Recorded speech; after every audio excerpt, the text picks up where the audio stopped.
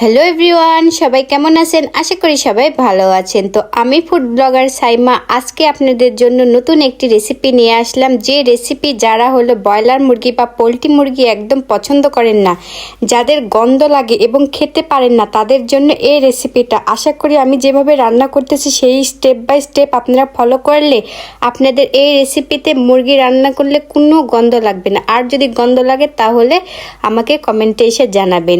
তো প্রথমে এখানে আধা কেজি পরিমাণ নিয়েছি আমি মুরগির মাংস, তারপরে দিয়েছি এখানে 3টা আমি টমেটো কুচি, আর দিয়েছি 1 কাপ পরিমাণ পেঁয়াজ কুচি, দিয়েছি আদা রসুন বাটা 1.5 চামচের মতন, আর দিয়েছি পরিমাণ মতন লবণ, পরিমাণ মতন দিয়েছি হলুদের গুঁড়া, পরিমাণ মতন দিয়েছি আমি মরিচের গুঁড়া, আর দিয়েছি 2 থেকে 3 টুকরো হলো দারচিনি, আর দিয়েছি 4 থেকে 5টা ছোট এলাচ, আর একটি দিয়েছি আমি বড় এলাচ। তো তারপরে দিয়েছি এখানে তেল দিয়ে আমি সুন্দর করে একটু মাখিয়ে নিলাম মাংসটা। তারপর এখন ঢাকনা দিয়ে ঢেকে দেব।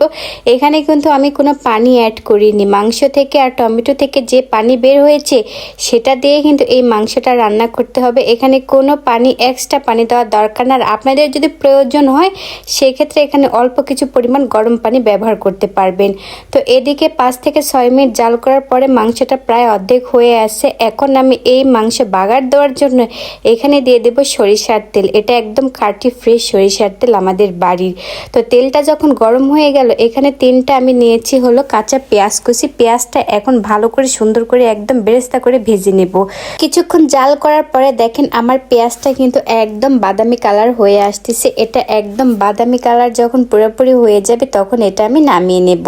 তো এই তো আমার ভাজা হয়ে গেল পেঁয়াজগুলো। যে মাংসগুলো এক সাইডে রেখেছিলাম সেই মাংসতে আমি সবগুলো তেল আর পেঁয়াজটা দিয়ে দিলাম। এটা আমি এখন বাগার দিয়ে দিলাম।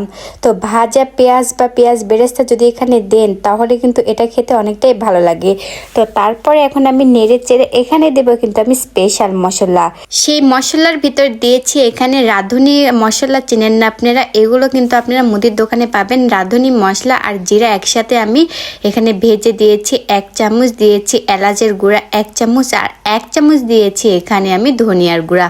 তো এগুলো যখন মশলা সবগুলো দিলাম একটু নেড়ে চেড়ে দেখেন আর কালারটা কতটা সুন্দর হয়ে আসছে।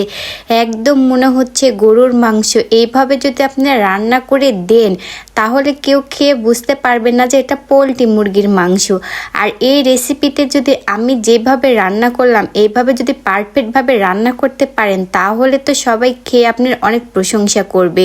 আর যারা পোলট্রি মুরগি খেতে অপছন্দ করেন এবং গন্ধ লাগে তাদের জন্য তো এই রেসিপি একদম পারফেক্ট হবে। তো ফাইনাল লুক দেখেন, মাংসের কালারটা কত সুন্দর, মনে হচ্ছে না একদম গরুর মাংস।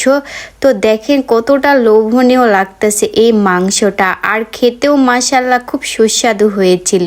তো আজকের ভিডিওটা এই পর্যন্তই। তো সবাই ভালো থাকবেন, সুস্থ থাকবেন। নেক্সট ভিডিওতে দেখা